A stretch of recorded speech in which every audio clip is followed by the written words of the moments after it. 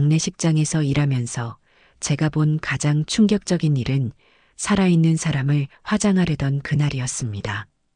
가끔은 죽음보다 삶이 더 무서운 법이죠. 그 누구도 예상하지 못했던 일이 벌어졌으니까요. 제발 나를 화장하지 마세요. 진실을 밝혀주세요. 이 한 줄의 메모가 없었다면 어쩌면 유명 패션 디자이너 유미라 여사는 정말로 화장되었을지도 모릅니다. 제 이름은 도윤입니다. 장례식장에서 10년째 일하고 있죠. 삶과 죽음 사이에서 마지막 의식을 치르는 사람입니다. 그날은 평소와 다름없이 일상적인 업무였어요. 유미라 여사의 시신이 사설병원에서 이송되어 왔고 화장 절차를 준비하고 있었습니다. 금속 장식품을 제거하고 마지막 점검을 위해 관을 열었죠. 유미라 여사는 마치 깊이 잠든 것처럼 보였습니다. 고급스러운 옷차림과 우아한 얼굴은 살아생전의 품위를 그대로 간직하고 있었어요. 몇 가지 절차를 위해 옷을 살짝 정리하던 중 이상한 것이 느껴졌습니다. 주머니 안에서 종이 한 장이 나왔죠. 처음에는 가족이 남긴 작별 메시지라고 생각했습니다. 하지만 펼쳐보니 떨리는 글씨체로 쓰인 충격적인 내용이었어요.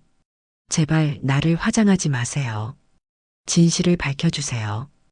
온몸에 전율이 흘렀습니다. 유미라 여사의 얼굴을 다시 보니 입술색이 생각보다 선명했어요. 혹시나 하는 마음에 손목을 짚어봤습니다. 그리고 바로 그 순간 매우 약하지만 분명한 맥박을 느꼈죠. 공포와 혼란이 밀려왔습니다. 유미라 여사는 살아있었어요. 머리가 하얘지는 것 같았습니다. 바로 응급 서비스에 연락해야 한다는 생각이 들었죠. 그때 장례식장 문이 요란하게 열리며 한 젊은 남자가 뛰어들어왔습니다. 할머니를 화장했나요? 숨을 헐떡이며 물었어요. 아직 시작하지 않았어요. 당신은 누구시죠? 태준입니다. 유미라 여사의. 그러니까 태준은 말을 머뭇거렸습니다. 여기 와서 보세요. 빨리요. 태준을 안으로 이끌었어요. 태준은 관 앞에 다가와 유미라 여사의 손을 잡았습니다. 그의 눈에서 눈물이 흘러내렸어요. 살아계셔. 정말 살아계시네요. 맥박이 있어요. 지금 바로 병원으로 모셔야 합니다. 제가 말했죠. 안 됩니다. 태준이 단호하게 말했어요. 그들이 알면 할머니는 정말 죽을 거예요. 제발 도와주세요. 비밀로 유지해야 합니다. 그들이라뇨? 무슨 일이 있었던 겁니까? 태준은 주위를 살피더니 목소리를 낮췄습니다. 민석과 주연이 할머니를 죽이려 했어요. 이건 살인 미수입니다. 충격적인 이야기였습니다.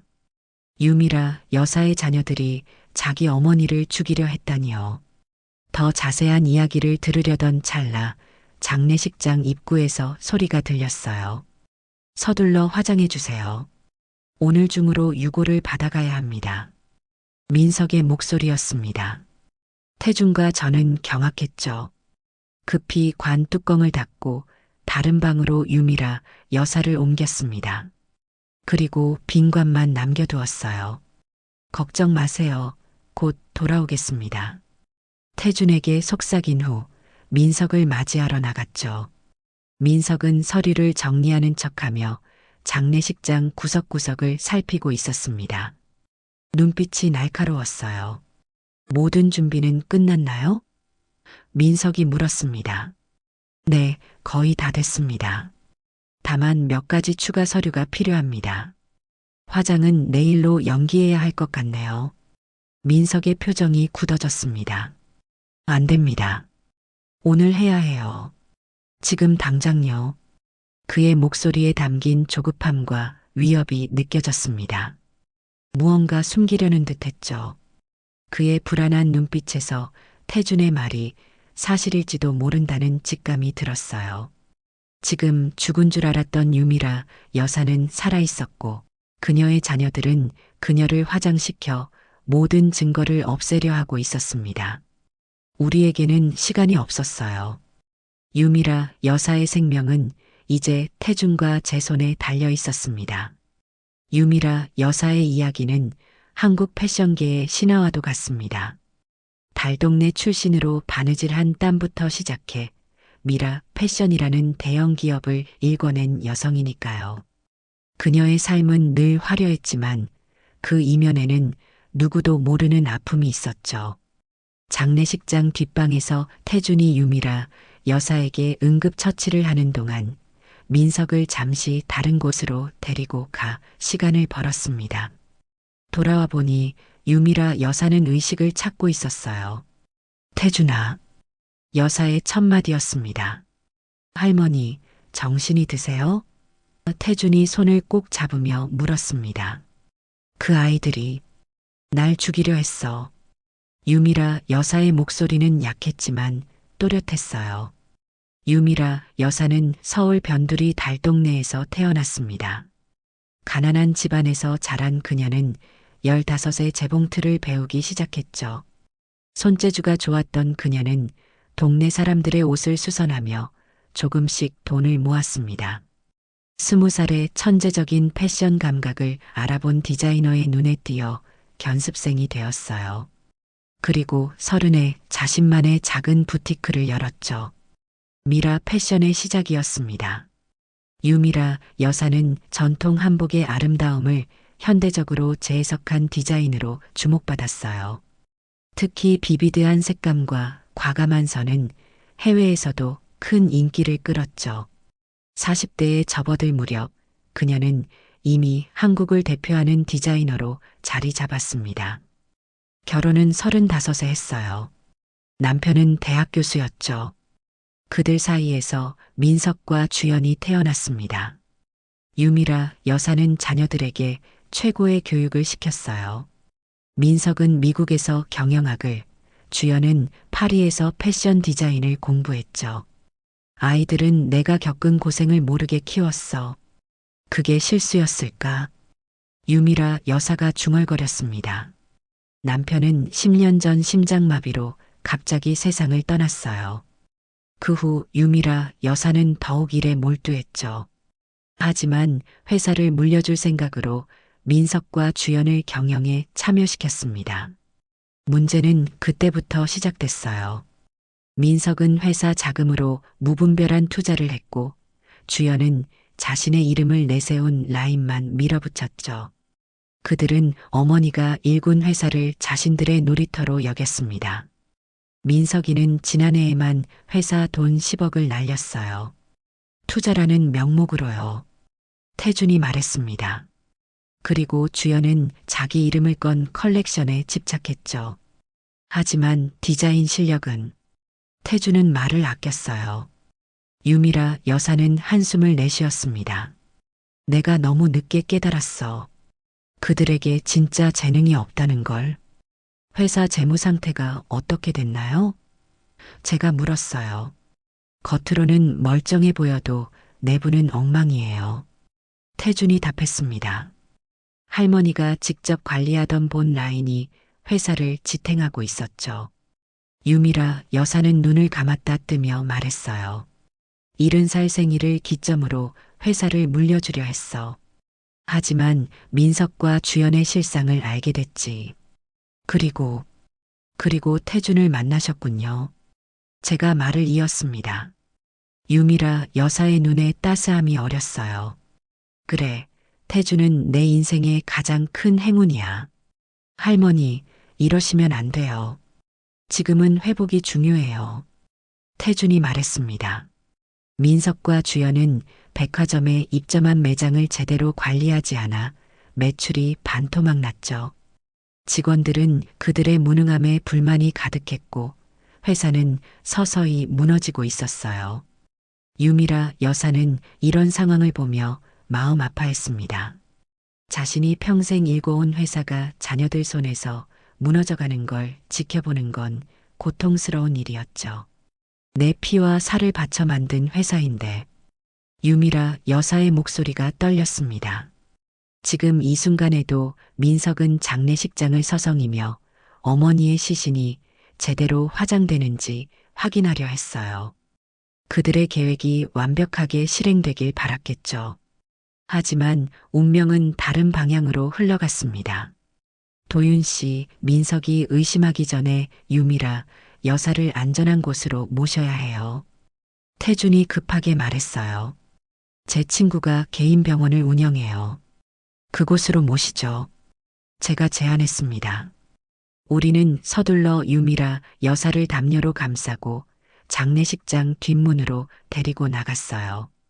태준의 차에 조심스럽게 눕힌 후 급히 병원으로 향했습니다. 태준아, 내가 죽지 않으면 민석과 주연은 또다시 시도할 거야. 유미라 여사가 약한 목소리로 말했어요. 걱정 마세요, 할머니. 이제 제가 지킬 거예요. 태준의 눈빛은 단단했습니다. 병원에 도착한 후 유미라 여사는 안정을 찾아갔습니다. 제 친구 의사는 유미라 여사가 독극물에 중독되었다고 진단했죠. 태준은 지친 몸을 이끌고 병원 의자에 앉아 3년 전 유미라 여사와의 첫 만남을 떠올렸습니다. 처음 만났을 때 할머니는 정말 다르셨어요. 태준이 저에게 말했습니다. 그날은 유미라 여사의 70세 생일이었어요. 민석과 주연은 어머니를 위한 파리 패션 위크 여행을 계획했다고 했죠. 아마도 그것이 그들의 첫 번째 살인 시도였을 겁니다. 유미라 여사는 기대에 부풀어 여행 가방을 쌌어요. 자녀들과의 관계가 개선되길 바라는 마음으로 말이죠. 하지만 출발 전날 밤 민석은 어머니에게 특별한 차를 대접했습니다. 그 차에 진정제가 들어 있었고 유미라 여사는 깊은 잠에 빠졌어요. 다음 날 아침 깨어났을 때 집은 텅 비어 있었습니다. 탁자 위에는 쪽지 한 장만 덩그러니 놓여 있었죠. 어머니, 갑자기 여행 일정이 바뀌었어요. 돌아와서 설명드릴게요. 사랑해요. 배신감과 실망감으로 가득 찬 유미라 여사는 회사로 향했습니다. 아무도 없는 사무실에서 혼자 생각을 정리하고 싶었던 거죠. 늦은 밤 사무실 불을 켜고 들어서니 청소부 한 명이 깜짝 놀라 일어섰어요. 죄송합니다. 제가 지금 바로 나가겠습니다. 태준이 서둘러 말했습니다. 유미라 여사는 태준의 손에 들린 스케치북을 발견했죠. 호기심에 그것을 보자 놀라운 디자인 스케치들이 가득했습니다. 한복의 선을 현대적으로 재해석한 의상들, 유미라 여사 자신의 스타일과 닮았지만 젊은 감각이 더해진 디자인이었어요. 이건 내가 그린 거니? 유미라 여사가 물었습니다. 태준은 수줍게 고개를 끄덕였어요. 취미로 그리는 겁니다. 제가 감히 디자이너라고 할 수는 없고요. 어디서 디자인을 배웠니? 정식으로 배운 적은 없습니다. 패션 잡지와 인터넷으로 독학했어요. 유미라 여사는 더 자세히 알고 싶어 했습니다. 태준은 자신의 이야기를 털어놓았죠. 고아원에서 자라 대학에 가지 못했고 여러 아르바이트를 전전하다 6개월 전 미라 패션의 청소 스태프로 일하게 되었다고요. 밤에 사무실 청소할 때마다 옷들을 보며 영감을 받았습니다. 특히 유미라 여사님의 작품들이요. 유미라 여사는 태준의 재능에 감탄했어요. 그의 눈에서 순수한 열정과 예술적 감각이 빛나고 있었죠. 내일 내 사무실로 와라. 할 이야기가 있어. 유미라 여사가 말했습니다. 다음 날 태준은 긴장한 채로 유미라 여사의 사무실을 찾았어요. 유미라 여사는 그에게 어시스턴트 디자이너 자리를 제안했죠. 하지만 저는 아무런 학위도 없고 태준이 말했습니다. 학위는 중요하지 않아. 재능과 열정이 있으면 됐어. 유미라 여사가 단호하게 대답했어요. 그렇게 태준은 청소부에서 디자이너로 변신했습니다. 유미라 여사는 직접 태준을 가르쳤죠. 스케치부터 패턴 제작, 원단 선택까지 모든 과정을 세심하게 지도했어요. 파리에서 돌아온 민석과 주연은 태준의 존재를 알게 되었습니다. 특히 주연은 이 상황을 못마땅하게 여겼죠. 어머니, 이 사람은 누구예요? 왜 아무런 자격도 없는 사람이 디자인팀에 있는 거죠?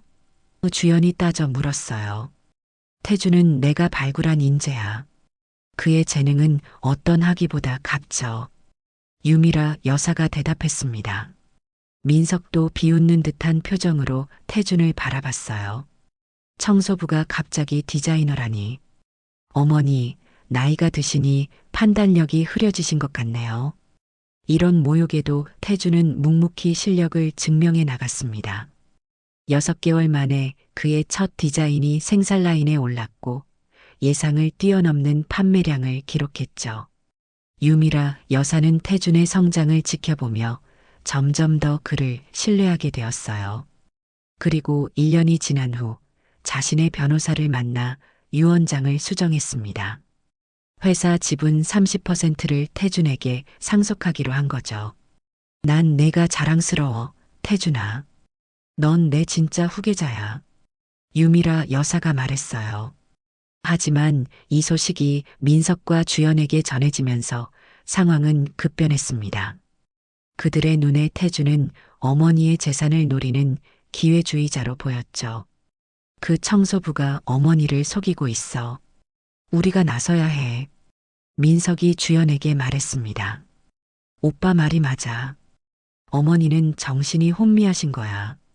우리가 보호해야지. 주연이 동의했어요. 그들은 은밀하게 계획을 세웠습니다. 먼저 유미라 여사의 정신 상태에 의문을 제기했죠. 회사 이사회에서 어머니의 판단력에 문제가 생겼다고 소문을 퍼뜨렸어요. 그리고 유미라 여사의 약에 조금씩 독성 물질을 타기 시작했습니다. 서서히 진행해 자연사처럼 보이게 하려는 계획이었죠. 태준은 유미라 여사의 건강이 악화되는 것을 지켜보며 불안해했어요. 하지만 직접적인 증거가 없었기에 누구에게도 말할 수 없었죠. 할머니, 건강검진을 받으시는 게 어떨까요? 태준이 조심스럽게 제안했습니다. 그래, 내 말이 맞아. 요즘 자꾸 어지럽고 힘이 없어. 유미라 여사가 대답했어요. 하지만 병원 검사 결과는 정상이었습니다. 독극물은 천천히 축적되고 있었고 아직 검출될 정도는 아니었죠. 태준의 불안은 점점 커졌어요. 그리고 마침내 그 끔찍한 날이 왔습니다. 의사 친구는 유미라 여사의 혈액 샘플을 분석한 후 충격적인 사실을 알려줬습니다. 비소 중독이었죠. 누군가 의도적으로 독을 투여한 것이 확실했습니다. 이런 종류의 중독은 우연히 일어날 수 없어요. 의사가 말했습니다. 지속적으로 소량의 비소를 섭취했을 때만 이런 패턴이 나타납니다. 태준의 얼굴이 창백해졌어요. 정확히 언제부터 독이 투여됐을까요? 적어도 한 달, 아마 2달 정도 된 것 같습니다. 의사의 대답이 들려왔죠. 그때가 유미라 여사가 유언장을 수정한 시점과 일치했습니다. 민석과 주연이 태준에게 회사 지분이 상속된다는 사실을 알게 된 직후였죠. 그들이 할머니를 죽이려 한 거예요. 태준이 떨리는 목소리로 말했습니다. 경찰에 신고해야 하지 않을까요? 제가 물었어요. 태준은 고개를 저었습니다. 증거가 부족해요.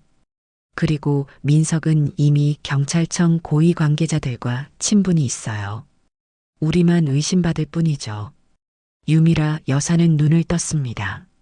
약해 보였지만 그 눈빛만은 여전히 강인했어요. 내가 직접 정의를 찾겠어. 유미라 여사가 말했습니다. 하지만 그러려면 시간이 필요해. 태준은 유미라 여사를 처음 만났던 날을 다시 떠올렸습니다. 그날 밤 사무실에서 만난 후 유미라 여사는 태준에게 새로운 세계를 열어줬죠. 다음 날 아침 태준은 긴장한 채 유미라 여사의 사무실을 찾았습니다.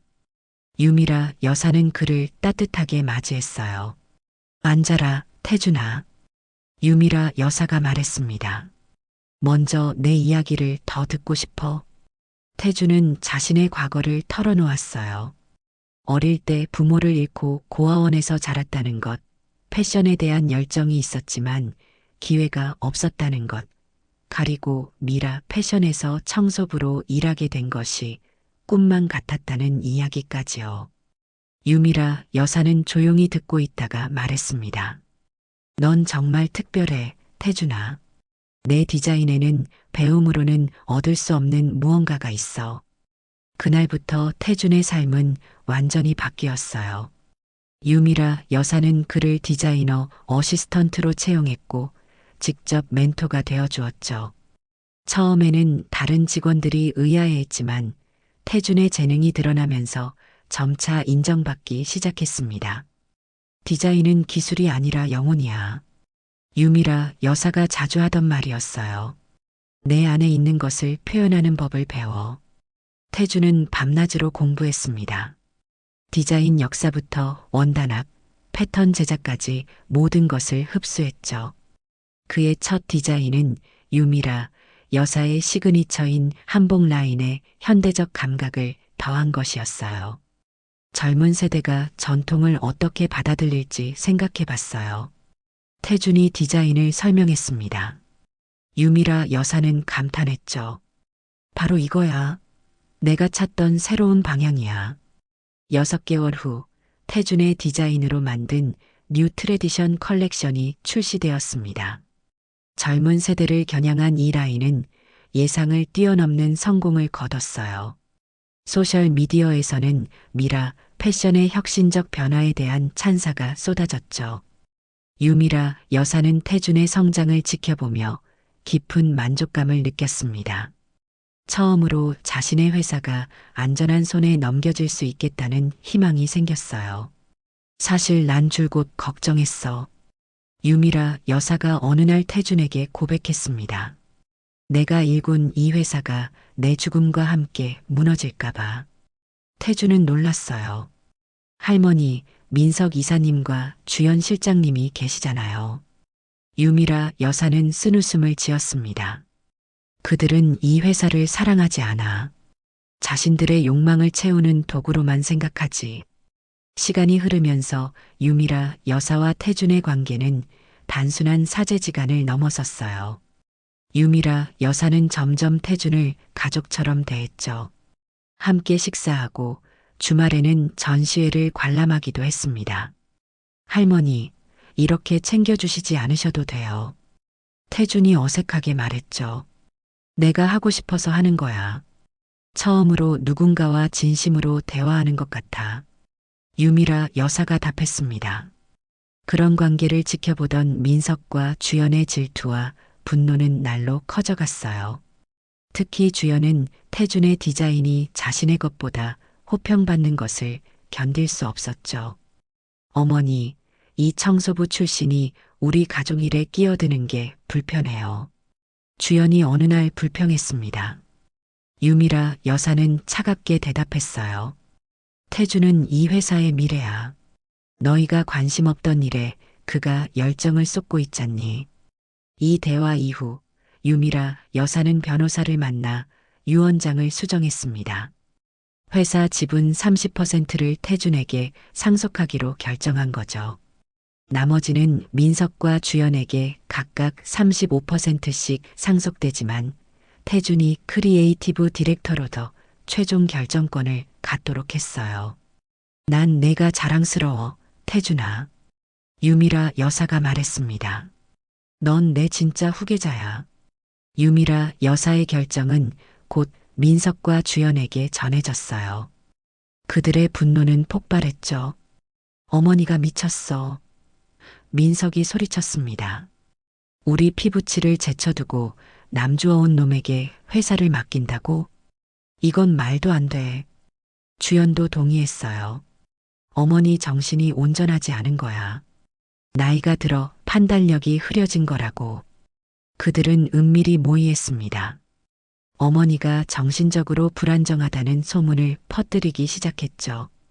이사회에서는 유미라 여사의 결정에 의문을 제기했습니다. 어머니는 최근 이상한 행동을 많이 하세요. 민석이 이사들에게 말했어요. 나이가 드시니 변덕이 심해지셨어요. 그러나 이런 시도는 유미라 여사의 강인한 성격 앞에서 무너졌습니다. 그녀는 이사회에 직접 나타나 자신의 결정을 명확히 했어요.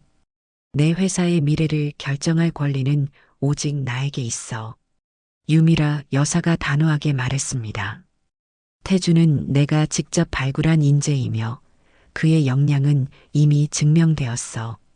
이렇게 공개적인 지지를 받은 태주는 더욱 열심히 일했어요. 그의 두 번째 컬렉션은 서울 패션 위크에서 대표작으로 선정되었고 해외 바이어들의 관심을 끌었죠. 하지만 민석과 주연의 적대감은 더욱 거세졌습니다. 그들은 더 이상 단순한 모함으로는 상황을 바꿀 수 없다고 판단했어요. 더 극단적인 방법이 필요했죠. 주연의 남자친구 재호는 의사였습니다. 그는 특정 독성 물질의 효과와 검출 방법에 대해 알고 있었죠. 이것을 매일 조금씩 음식에 타 천천히 쇠약해지다가 자연스럽게 죽는 것처럼 보일 거야. 재훈이 민석에게 작은 병을 건넸습니다. 민석은 잠시 망설였지만 곧 결심했어요. 어차피 어머니는 나이가 많으셔. 자연스러운 죽음으로 보일 거야. 그렇게 끔찍한 계획이 실행되기 시작했습니다.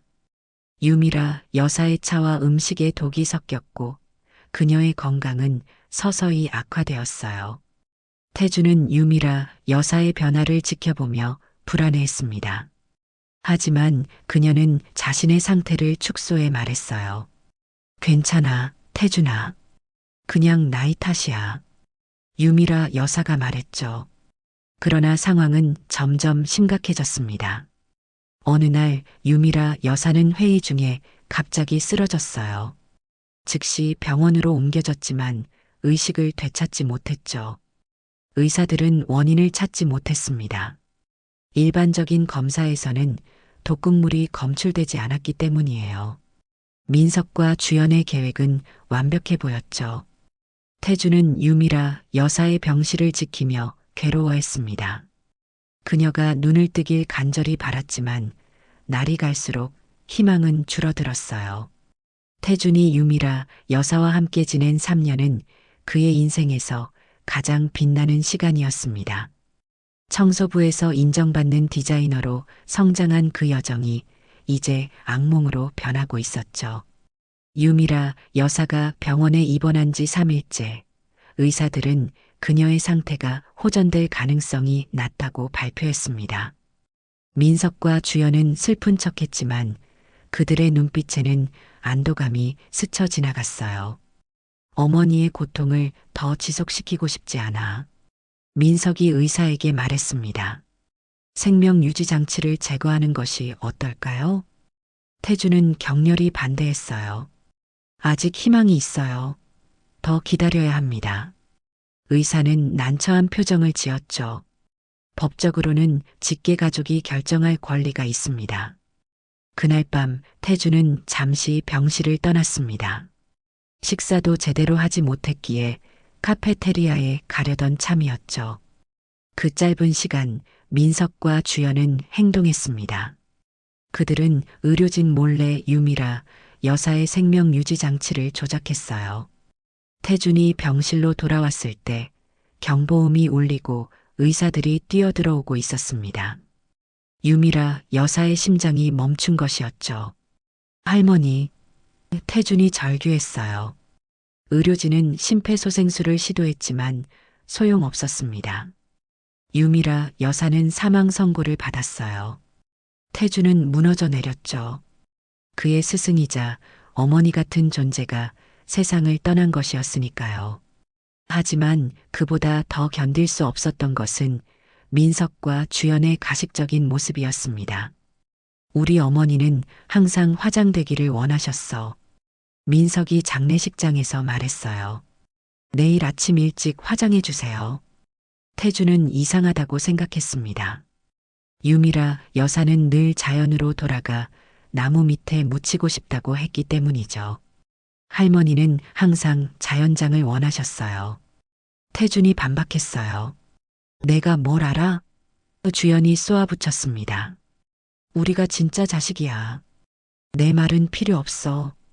태준은 무력감을 느꼈습니다. 법적으로 그는 아무런 권리가 없었어요.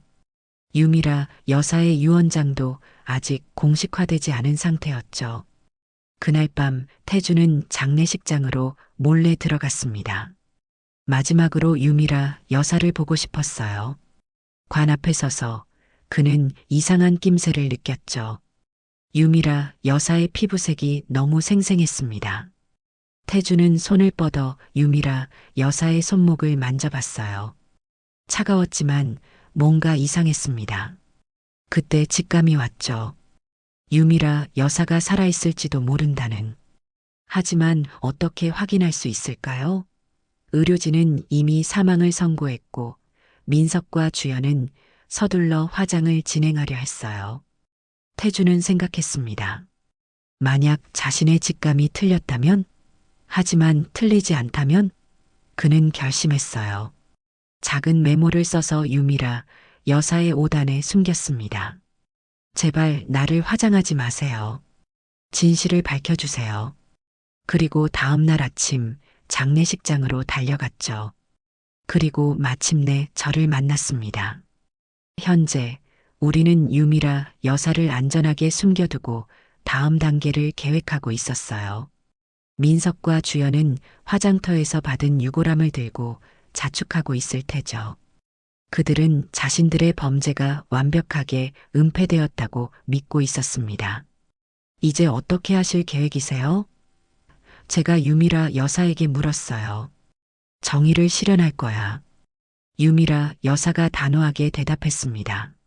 하지만 그러려면 몇 가지 준비가 필요해. 태주는 유미라 여사의 회복을 지켜보며 안도했어요.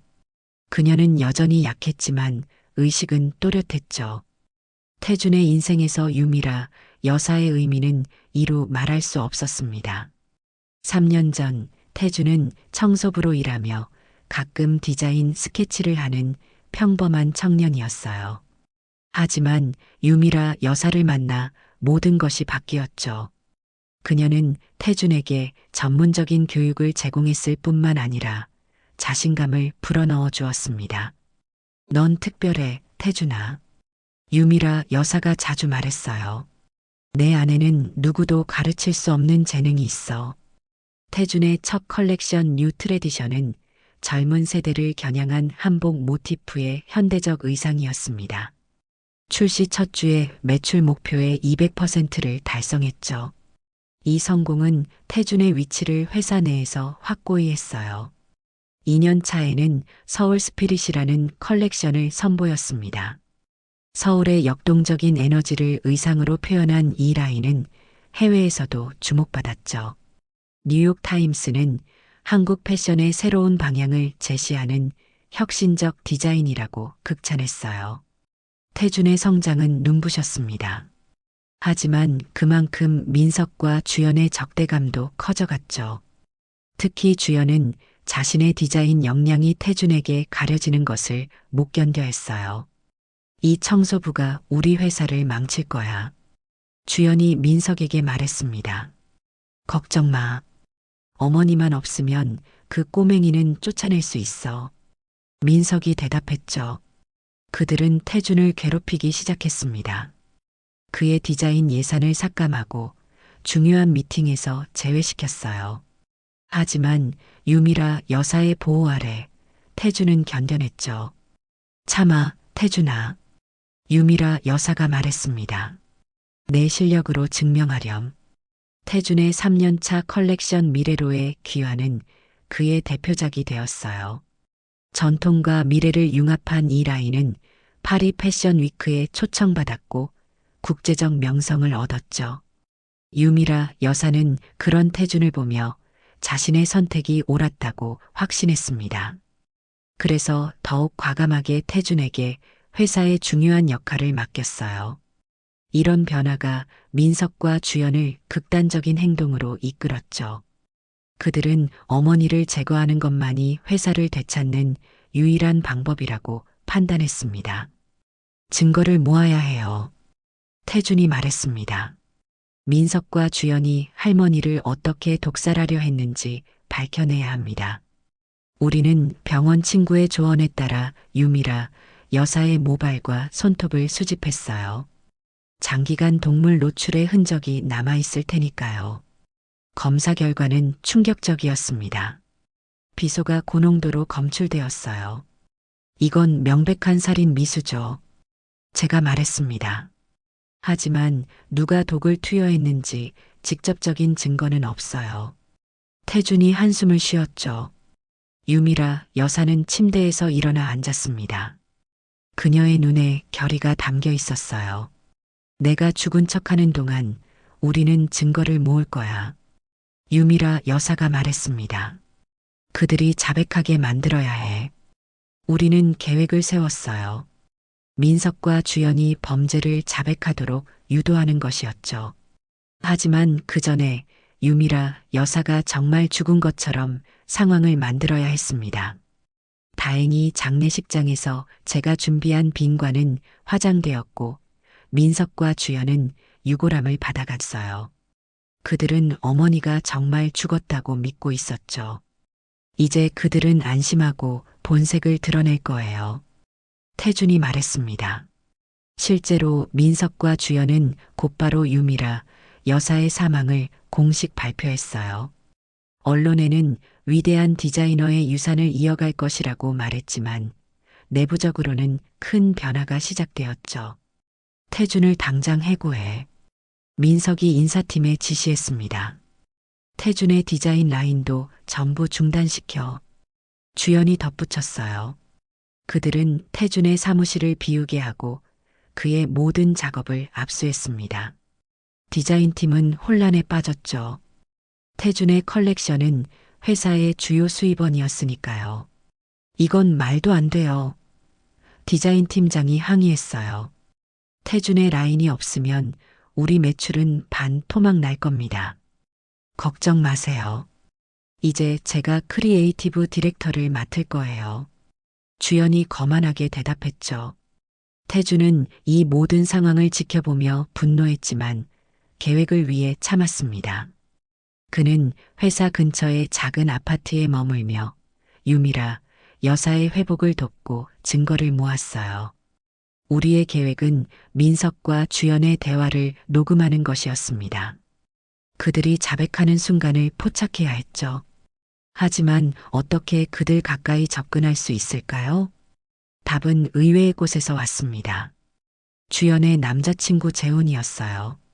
그는 유미라 여사의 사망에 협력했지만 양심의 가책을 느끼고 있었죠.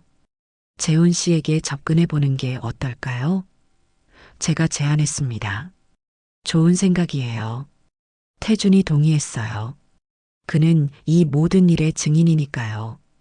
태준은 재훈을 만나기로 했습니다. 병원 근처 카페에서 그를 기다렸죠. 재훈은 놀란 표정으로 나타났어요. 태준 씨, 여기서 뭐 하는 거예요? 재훈이 물었습니다. 이야기할 게 있어요. 유미라 여사의 죽음에 관해서요. 태준이 단도직입적으로 말했어요. 재훈의 얼굴이 창백해졌습니다. 무슨 말씀이신지. 우리 둘 다 진실을 알잖아요. 태준이 말을 이었어요. 유미라 여사는 독살되었어요. 재훈은 주위를 살폈습니다. 그의 손이 떨렸어요. 여기서 이야기하기 곤란합니다. 그들은 한적한 공원으로 자리를 옮겼죠. 재훈은 한참을 침묵하다가 마침내 입을 열었습니다. 정말 미안해요. 재훈의 목소리가 떨렸어요. 저는 단지 독성 물질에 대한 정보만 알려줬을 뿐이라고 생각했어요. 그들이 정말로 실행할 줄은. 누가 비소를 투여했죠? 태준이 물었습니다. 민석이 주로 했어요. 주연은 감시했고요. 재훈이 대답했죠. 처음에는 유미라 여사의 정신 상태를 의심스럽게 만들려던 것뿐이었는데 나중에는 태준이 재촉했어요. 그들은 결국 유미라 여사를 죽이기로 결정했어요. 지분 상속 때문에요. 재훈이 고백했습니다. 태준은 녹음기를 켜놓은 상태였어요. 이것이 첫 번째 증거였죠. 하지만 더 필요했습니다. 민석과 주연의 직접적인 자백이요. 재훈은 협력하기로 했어요. 양심의 가책과 함께 자신도 공범으로 처벌받을 수 있다는 두려움이 그를 움직였죠. 어떻게 도와드릴까요? 재훈이 물었습니다. 민석과 주연이 범죄를 인정하는 대화를 녹음해야 해요. 태준이 설명했어요. 재훈은 주연과의 저녁 약속을 잡았습니다. 그리고 민석도 함께 오도록 유도했죠. 그의 아파트에 녹음 장치를 설치했어요. 그날 밤 재훈은 교묘하게 대화를 유도했습니다. 가끔 유미라 여사가 꿈에 나와요. 재훈이 말했어요. 우리가 한 일이 정말 옳았던 걸까요? 주연이 눈을 굴렸습니다. 또 그 얘기야? 이미 끝난 일이잖아. 하지만 우리가 그녀를 죽였어요. 재훈이 속삭였어요. 이게 나중에 문제가 되지 않을까요? 걱정 마. 민석이 자신있게 말했습니다. 완벽한 계획이었어. 비소는 이미 그녀의 시스템에서 분해됐을 거야. 그리고 이제 화장까지 했으니 증거는 없어. 그래도 누군가 의심할 수도 있지 않을까요? 재훈이 불안한 척했어요. 주연이 웃었습니다. 누가? 그 청소부? 그는 이미 쫓겨났어. 아무도 그의 말을 믿지 않을 거야. 그럼 이제 회사는? 재훈이 물었어요. 민석의 눈이 빛났습니다. 모두 우리 거야. 어머니의 새 유언장은 아직 공증되지 않았거든. 법적으로 우린 유일한 상속자야. 주연이 덧붙였습니다. 그리고 태준이 만약 문제를 일으키면 그도 어머니를 따라갈 수 있어. 그들의 대화는 모두 녹음되었습니다. 우리는 마침내 결정적인 증거를 확보했어요. 유미라 여사의 죽음 후 2주가 지났습니다. 민석과 주연은 회사를 완전히 장악했고 태준의 모든 흔적을 지우려 했죠. 하지만 그들이 몰랐던 것은 유미라 여사가 살아있고 복수를 계획하고 있다는 사실이었어요. 이제 행동할 때예요. 유미라 여사가 말했습니다. 그들의 자축 파티가 완벽한 기회가 될 거야. 민석과 주연은 자신들이 회사의 새 주인이 된 것을 축하하는 파티를 계획했어요. 모든 임원과 주요 디자이너들이 초대되었죠. 그들은 미라 패션의 새로운 방향을 발표할 예정이었습니다. 우리의 계획은 간단했어요. 파티 중간에 태준이 등장해 녹음된 자백을 공개하고 유미라 여사가 살아있음을 드러내는 것이었죠. 하지만 타이밍이 중요했습니다. 민석과 주연이 자신들의 새로운 비전을 발표한 직후가 가장 좋을 거예요. 태준이 말했습니다. 모든 이목이 그들에게 집중되어 있을 테니까요. 파티 당일 미라 패션 본사 대강당은 화려하게 장식되었습니다. 샴페인이 흐르고 축하의 분위기가 가득했죠. 민석과 주연은 마치 왕과 여왕처럼 행세했어요. 오늘부터 미라 패션은 새로운 시대를 맞이합니다. 민석이 연단에서 말했습니다. 어머니의 유산을 기리되 더 혁신적인 방향으로 나아갈 것입니다. 주연이 이어받았어요. 제가 직접 크리에이티브 디렉터를 맡아 새로운 비전을 제시할 예정입니다. 첫 번째 컬렉션 주연의 시대를 곧 선보일 것이고요. 참석자들은 공손하게 박수를 쳤지만 많은 이들의 얼굴에 의구심이 스쳤습니다. 특히 유미라 여사와 가까웠던 오랜 직원들은 불편해 보였죠. 그리고 이제 우리의 새로운 사업 계획을 발표하겠습니다. 민석이 말했어요.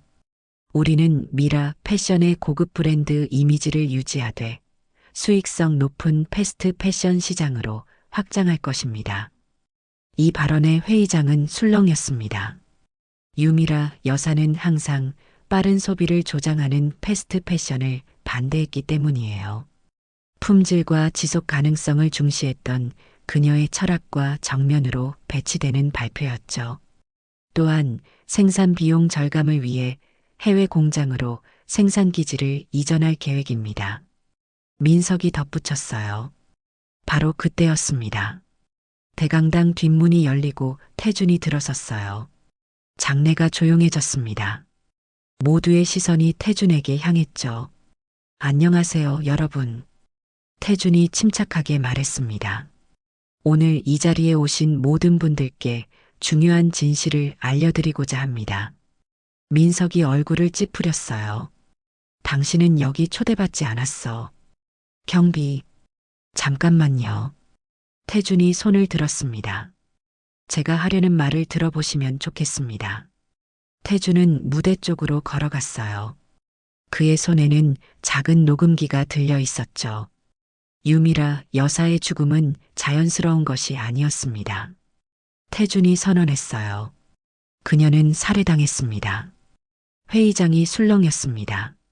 민석이 웃음을 터뜨렸어요. 말도 안 되는 소리. 어머니는 노안으로 돌아가셨어. 모두가 알고 있는 사실이야. 정말 그럴까요? 태준이 녹음기를 켰습니다. 민석과 주연의 목소리가 또렷하게 회의장에 울려 퍼졌어요. 완벽한 계획이었어. 비소는 이미 그녀의 시스템에서 분해됐을 거야. 그리고 이제 화장까지 했으니 증거는 없어. 모두 우리 거야. 어머니의 새 유언장은 아직 공증되지 않았거든. 법적으로 우린 유일한 상속자야. 그리고 태준이 만약 문제를 일으키면 그도 어머니를 따라갈 수 있어. 회의장은 얼어붙었습니다. 모두의 시선이 민석과 주연에게 향했죠. 민석의 얼굴이 창백해졌어요. 조작된 녹음이야. 민석이 소리쳤습니다. 이건 명백한 모함이라고. 정말 그럴까요? 새로운 목소리가 회의장 입구에서 들려왔어요. 모두가 뒤를 돌아봤습니다. 그곳에 유미라 여사가 서 있었죠. 약간 야윈 모습이었지만 여전히 당당하고 우아했어요. 회의장은 충격과 놀라움으로 가득 찼습니다. 유미라 여사님? 살아계셨어요? 이게 어떻게 가능한 일이죠? 여기저기서 탄성이 터져 나왔습니다. 유미라 여사는 천천히 무대를 향해 걸어갔어요. 민석과 주연은 마치 유령을 본 것처럼 굳어 있었죠. 어머니? 주연이 떨리는 목소리로 말했습니다. 유미라 여사는 무대 위로 올라갔어요. 그녀의 눈빛은 차갑고 단호했습니다. 내 자식들이 나를 죽이려 했어. 유미라 여사가 말했어요. 자신들의 탐욕을 위해서 말이야. 아닙니다, 어머니. 민석이 갑자기 태도를 바꿨습니다. 그건 오해예요. 저희는 절대로. 충분히 들었다. 유미라 여사가 손을 들어 그의 말을 막았어요. 녹음 내용이 모든 것을 말해주고 있어. 유미라 여사는 청중을 향해 돌아섰습니다. 여러분, 저는 살아있습니다. 그리고 미라 패션의 대표로서 오늘부터 새로운 리더십을 발표하고자 합니다. 그녀는 태준을 향해 손짓했어요. 태준을 공식적으로 미라 패션의 크리에이티브 디렉터로 임명합니다. 그리고 제 후계자로서 회사 지분 30%를 상속할 것입니다. 민석이 분노로 얼굴을 일그러뜨렸어요. 이럴 수 없어. 우리가 당신의 피부치야. 그 청소부 출신이 아니라. 피보다 진심이 중요하다는 걸 내가 가르쳐줬구나, 민석아. 유미라 여사가 차갑게 대답했어요. 내가 내 자식이지만 날 죽이려 했지. 반면 태준은 내 목숨을 구했어. 유미라 여사의 시선이 차가워졌습니다. 그리고 하나 더 말하자면 너희들은 더 이상 이 회사와 관련이 없어. 지금 당장 경영진에서 물러나. 내 변호사가 법적 절차를 시작할 거야. 바로 그때 회의장 뒤쪽 문이 열리고 경찰들이 들어왔습니다. 민석과 주연의 얼굴이 창백해졌어요. 민석 씨, 주연 씨, 살인 미수 혐의로 체포하겠습니다. 경찰 지휘관이 말했어요. 민석은 도망치려 했지만 금세 제지당했습니다. 주연은 울음을 터뜨렸어요. 그들은 수갑을 차고 밖으로 끌려나갔죠. 회의장은 잠시 정적에 빠졌다가 곧 박수와 환호성으로 가득 찼습니다. 많은 직원들이 유미라 여사에게 다가와 그녀의 귀환을 축하했어요. 다행이에요. 정말 다행입니다. 유미라 여사님이 돌아오셔서 얼마나 기쁜지 모릅니다. 이제 미라 패션이 제자리를 찾을 수 있겠네요. 유미라 여사는 미소를 지었지만 그녀의 눈에는 슬픔이 어려 있었습니다. 어쨌든 민석과 주연은 그녀의 자식들이었으니까요. 태준이 그녀에게 다가와 부축했어요. 할머니, 이제 쉬셔야 합니다. 아직 완전히 회복되지 않으셨어요. 유미라 여사는 고개를 끄덕였습니다. 그래, 내 말이 맞아. 하지만 먼저 할 일이 있어. 그녀는 저를 바라봤어요. 도윤 씨, 당신이 아니었다면 이 모든 일이 불가능했을 거예요. 정말 감사합니다. 제 의무를 다했을 뿐입니다. 제가 겸손하게 대답했죠. 유미라 여사는 태준의 부축을 받으며 회의장을 나갔습니다. 새로운 시작의 순간이었어요. 정의는 실현되었고 미라 패션은 진정한 후계자의 손에 맡겨졌습니다. 유미라 여사의 극적인 귀환 이후 5년이 흘렀습니다. 미라 패션은 태준의 리더십 아래 더욱 번창했어요. 그의 디자인은 국제적으로 인정받았고 회사는 지속 가능한 패션의 선두주자로 자리매김했죠. 제가 장례식장에서 그 쪽지를 발견한 그날이 아니었다면 모든 것이 달라졌을 겁니다. 때로는 작은 직감이 누군가의 인생을 완전히 바꿔놓기도 하는 법이죠. 민석과 주연은 살인 미수 및 상속 사기 혐의로 재판을 받았습니다.